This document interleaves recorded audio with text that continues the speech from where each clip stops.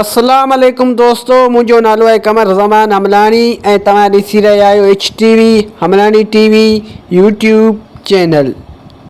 जीअं त दोस्तों तव्हां सभिनि खे ख़बर आहे त मां सिंधी ड्रामो ज़हर ज़िंदगीअ ते अॻु में बि काफ़ी सारा वीडियो ठाहे चुको आहियां ऐं जंहिंमें मां टोटल 229 मिस्टेकूं अॻु में ई ॾेई चुको आहियां ऐं अञा बि हिन ड्रामे में काफ़ी सारियूं मिस्टेकूं आहिनि। तंहिं करे हिकिड़ो ॿियो वीडियो मां हिननि मिस्टेकनि ते ठाहे रहियो आहियां। यादि रखिजो दोस्तों त हीअ मिस्टेकूं सिर्फ़ु फिल्मी मिस्टेकूं आहिनि, न कि पर्सनल मिस्टेकूं आहिनि। तंहिं करे हिननि मिस्टेकनि खे पर्सनल न वठिजो।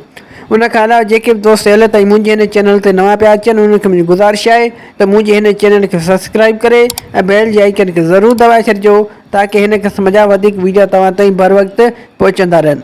त दोस्तों हाणे हलूं था पंहिंजे अॼु जी वीडियो जी तरफ़। मिस्टेक नंबर 230 किस्त नंबर 64।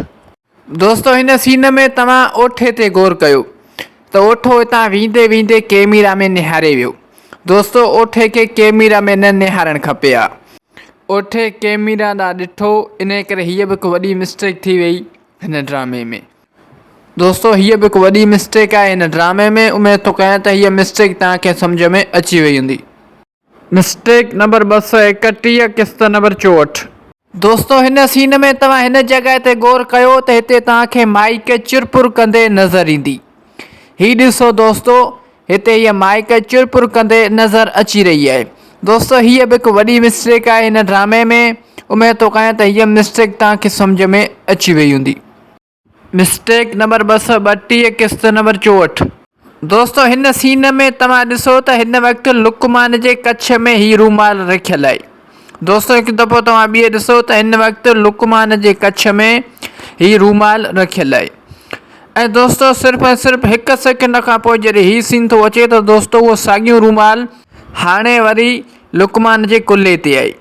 दोस्तों जेको रूमाल हिकु सेकेंड पहिरियां लुकमान जे कच्छ में रखियल हुयो ऐं दोस्तों सिर्फ़ु ऐं सिर्फ़ु हिकु सेकेंड बाद उहो साॻियो रूमाल वरी लुकमान जे कुल्हे ते कीअं आयो। दोस्तों इहो चमत्कार कीअं थियो। दोस्तों हीअ बि हिकु वॾी मिस्टेक आहे हिन ड्रामे में। उमेद थो कयां त हीअ मिस्टेक तव्हांखे सम्झ में अची वई हूंदी। ऐं दोस्तों मूंखे कमेंट सेक्शन में ज़रूरु ॿुधाइजो त हीअ मिस्टेक आहे या न। मिस्टेक नंबर 233 किस्त नंबर 64। दोस्तों हिन सीन में तव्हां हिन जॻह ते गौर कयो त हिते तव्हांखे माइक जो पाछो चुरपुर कंदे नज़र ईंदो।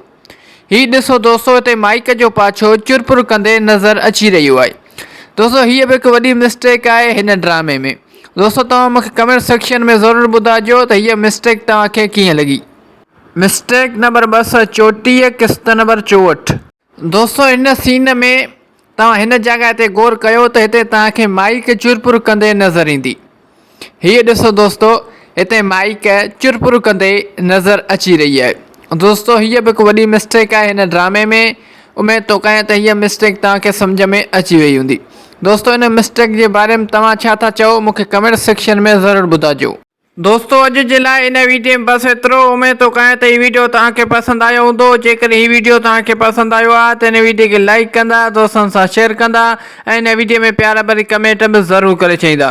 दोस्तों यादि रखंदा त हीअ मिस्टेकूं सिर्फ़ु फिल्मी मिस्टेकूं आहिनि, न कि पर्सनल मिस्टेकूं आहिनि। तंहिं करे हिननि मिस्टेकनि खे पर्सनल न वठिजो। ऐं दोस्तों उन खां अलावा इहो बि यादि रखिजो त हीअ मिस्टेकूं सिर्फ़ु ऐं सिर्फ़ु एंटरटेनमेंट लाइ रिकॉर्ड कयूं पियूं वञनि।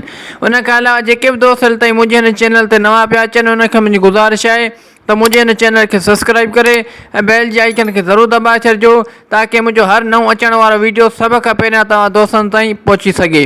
दोस्तों हाणे मिलूं था नेक्स्ट वीडियो में। तेसिताईं मूंखे ॾींदा इजाज़त। अल्लाह हाफ़िज़।